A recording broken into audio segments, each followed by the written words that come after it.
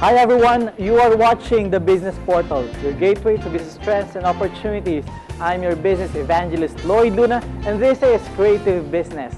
Today, the headlines that made another exciting business week, a wrap-up of big news and interesting events that shaped the last 7 days of Philippine business. Next, he is the main man responsible for spreading the way of the white wolf, the world's only evangelist using a yo-yo, and also known as the inventor of the magic multiplication matrix.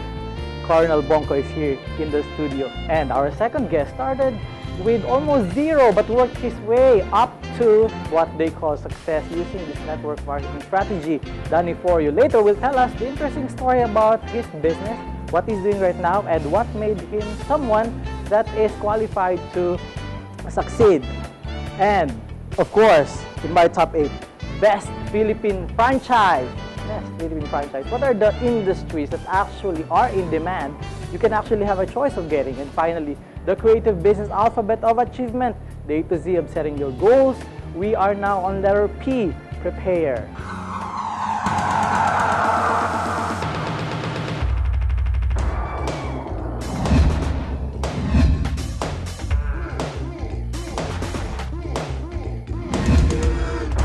Let's begin the hour with business news that shaped our week.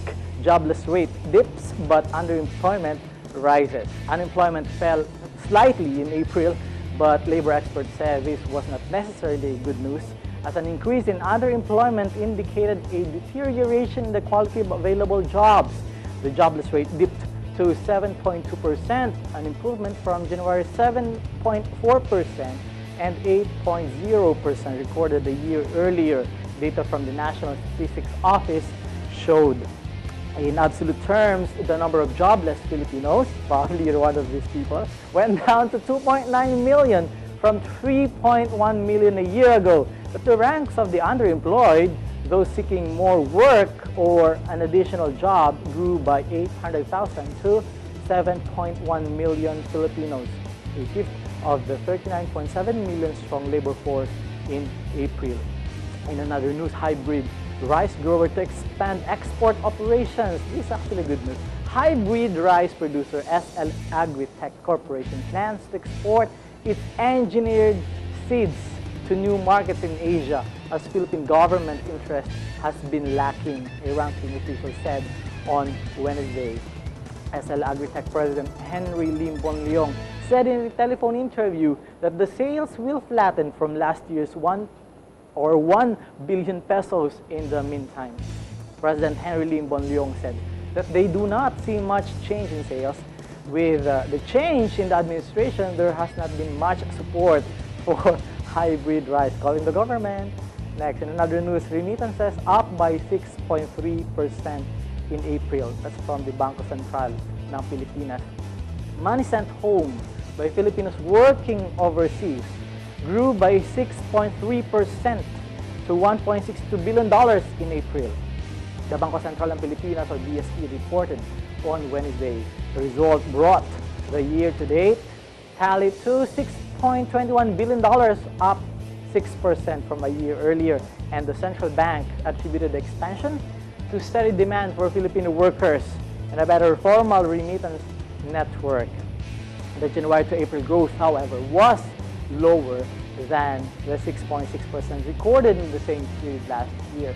A development University of Asia and the Pacific, or UNAP, economist Sid El Toroso said could be traced to Arab uprisings, the disaster in Japan, and the stuttering global recovery.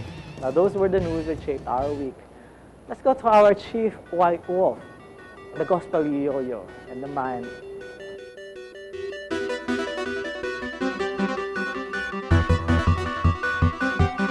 Live from the Global News Network studio in the Philippines, here's your business evangelist and host, Lloyd Luna. Ladies and gentlemen, the man who is also called the unlearning chief, because if there's a learning chief, there should be an unlearning chief. And now he's here to talk about something very interesting. He's actually also an in-house commentator for Global News Network, specifically for perspectives. And of course, now here with us today on Creative Business, a innovative thinker, Colonel Bonco. Hi, Colonel. Good morning. Welcome to the show. How are you? How are you? Great, great. What is happening? What have you for today? Well, I'm here to promote, to push what I call the green heaven marketing technique. Green heaven, Mark. Right. The heaven is always attributed to blue. Right. Right. So Right. where did the green heaven come from? Like- Is there such a thing really? Kaya nga, di ba, pagka sinabi natin, pag tinanong ng audience, meron ba nun? Meron ba nun? Good catch. Good Oo, catch. di ba? Meron ba nun? That's the first thing that people ask when you have a green heaven product. Have you been there? Oo. To heaven? Hindi pa. No, not yet. Not yet. Not yet. But this Oo. green heaven is very interesting. Is this about marketing?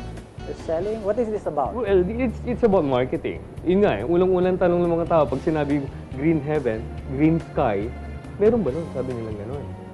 Then, when I explain that when you see a rainbow, di ba may green sa rainbow?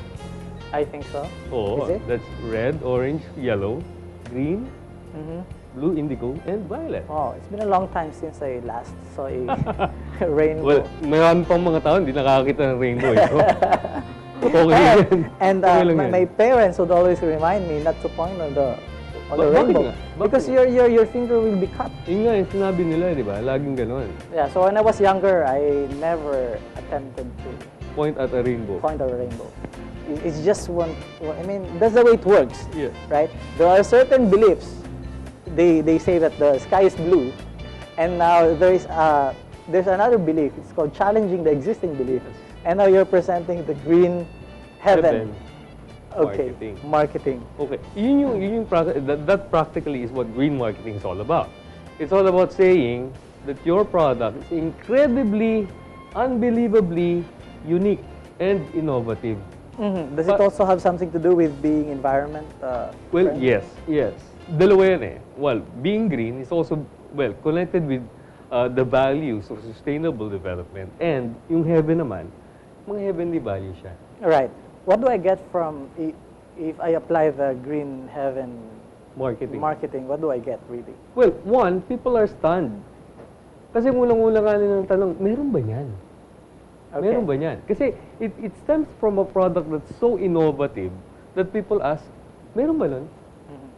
Well, not all, a lot of innovative products started out that way. Right. For one, TV. Nung nagsimula ang TV, isipin mo, isang kahon nagpapakita ng pictures. Ang tanong ng tao, meron ba lang? Right. And then, when you make them experience it, ang sabi nila, oo nga, ano. Right. And that's what green marketing is all about.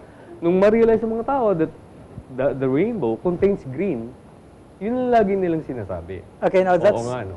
that's if you are going to ask an individual, probably a consumer, it's Right. an end user.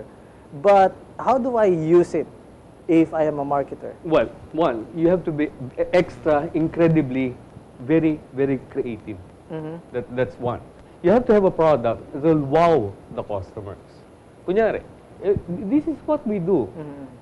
Ikaw, Lloyd, you have the ABCs of achievement, right? Yeah, I do have. Okay. Pag sinabi natin yun, binroadcast natin yun, meron kong ABCs of achievement, people ask, meron ba nun?